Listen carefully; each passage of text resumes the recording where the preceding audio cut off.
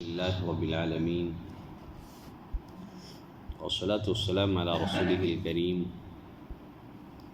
وعلی آلہ وصحبہ اجمعین واشہد ان لا الہ الا اللہ واشہد ان محمدا عبدہ ورسولہ اعوذ باللہ من الشیطان الرجیم من ہمزہ ونفخہ ونفثہ وَلَن تَسْتَطِيعُوا أَن تَعْدِلُوا بَيْنَ النِّسَاءِ وَلَوْ حَرَصْتُمْ فَلَا تَمِيلُوا كُلَّ الْمَيْلِ فَتَذَرُوهَا كَالْمُعَلَّقَةِ وَإِن تُصْلِحُوا وَتَتَّقُوا فَإِنَّ اللَّهَ كَانَ غَفُورًا رَحِيمًا۔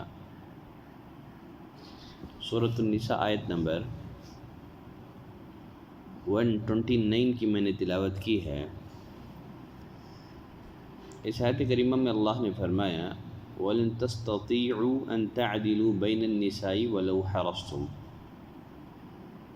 اور تم خواہ کتنا ہی چاہو عورتوں میں ہرگز برابری نہیں کر سکو گے۔ سورۃ النساء کے شروع میں اللہ نے فرمایا فَانْكِحُوا مَا طَابَ لَكُم مِّنَ النِّسَاءِ مَثْنَىٰ وَثُلَاثَ وَرُبَاعَ،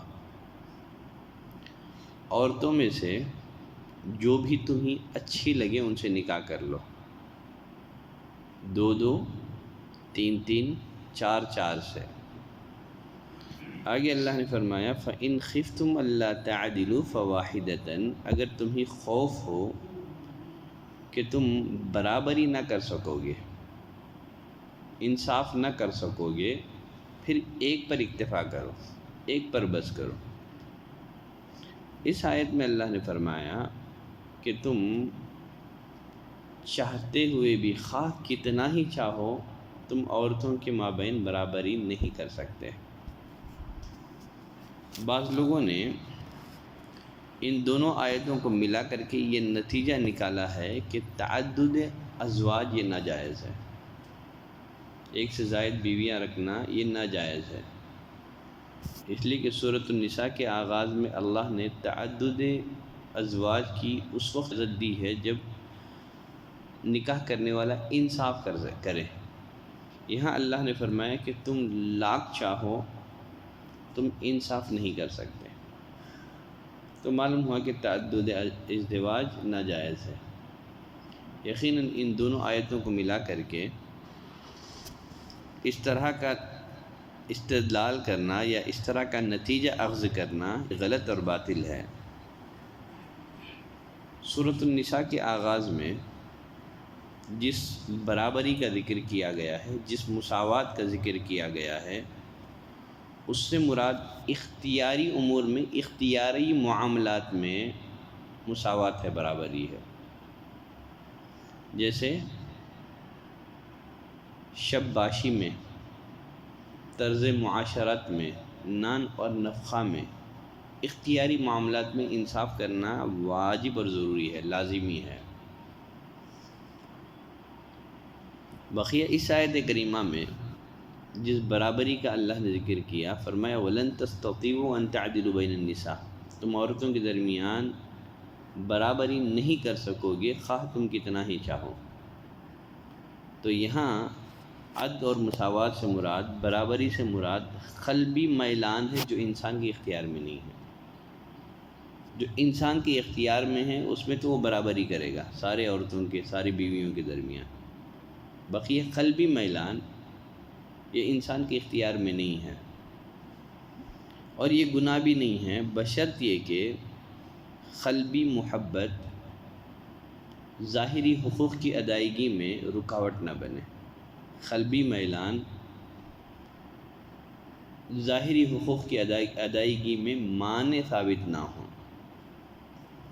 خود نبی کریم صلی اللہ علیہ وسلم کو اپنی بیویوں میں سب سے زیادہ محبت سیدہ عائشہ رضی اللہ تعالیٰ عنہ سے تھی۔ یہ غیر اختیاری تھی، اختیاری نہیں تھی، غیر اختیاری تھی۔ نبی کریم صلی اللہ علیہ وسلم ظاہری حقوق میں اپنی تمام بیویوں کے مابین عدل اور مساوات سے کام لیتے، اور ساتھ ہی اللہ سے فرماتے اے اللہ، یہ میری بیویوں کے درمیان اسی چیز کی تقسیم ہے جس کا میں اختیار رکھتا ہوں، یعنی کھانا پینا، باری کی تقسیم، اور پھر فرماتے لہٰذا تم مجھے اس چیز پر ملامت نہ فرما جس کا میں اختیار نہیں رکھتا، یعنی دلی میلان۔ اختیاری معاملات میں آپ صلی اللہ علیہ وسلم بیویوں میں انصاف کرتے تھے۔ ایک ہوتا ہے قلبی میلان، دعا کرتے کہ اللہ اس چیز میں تم مجھے ملامت نہ کر جو میرے اختیار میں نہیں ہے۔ تو غرض فرمایا وَلَن تَسْتَطِيعُوا أَن تَعْدِلُوا بَيْنَ النِّسَاءِ وَلَوْ حَرَصْتُمْ، تم بیویوں میں اگر کوشش بھی کرو قلبی میلان کے بارے میں مساوات نہیں کر سکتے، کیونکہ وہ تمہارے اختیار میں نہیں ہے۔ پھر فرمایا فَلَا تَمِيلُوا كُلَّ الْمَيْلِ فَتَذَرُوهَا كَالْمُعَلَّقَةِ، تو پھر ایسا نہ کرو کہ اختیاری معاملات میں بھی اسی کو ترجیح دینے لگو۔ فَتَذَرُوهَا كَالْمُعَلَّقَةِ، پھر تم اس کو لٹکی ہوئی چھوڑ دو، اس طرح نہ کرو۔ ہمارے معاشرے میں اکثر ایسے ہوتا ہے، لوگ قلبی محبت کی وجہ سے دوسرے بیویوں کے حقوق کی ادائیگی میں بہت کوتاہی کرتے ہیں۔ یقیناً یہ انتہائی ظلم ہے۔ اسی بنا پر نبی کریم صلی اللہ علیہ وسلم نے فرمایا جس کی ایک سے زائد بیویاں ہوں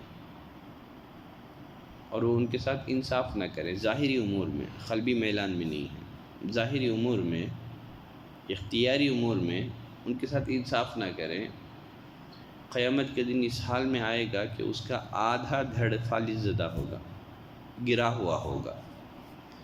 تو اختیاری امور میں برابری اور مساوات بہت ضروری ہے۔ پھر آگے اللہ نے فرمایا وَإِن تُصْلِحُوا، اگر تم اصلاح کر لو، آپس کے بگڑے ہوئے امور کی اصلاح کر لو، وَتَتَّقُوا، اور تقوی اختیار کرو، بچتے رہو آئندہ بگاڑ سے، فَإِنَّ اللَّهَ كَانَ غَفُورًا رَحِيمًا، تو اللہ تعالیٰ معاف کرنے والا اور مہربان ہے، اللہ تمہارے پچھلے قصور کو معاف کر دے گا۔ آج کے لیے بس یہی ایک آیت کافی ہے، تفسیر کا سلسلہ جاری ہے۔ سبحانک اللہم و بحمدک، اشہد ان لا الہ الا انت، استغفرک و اتوب الیک۔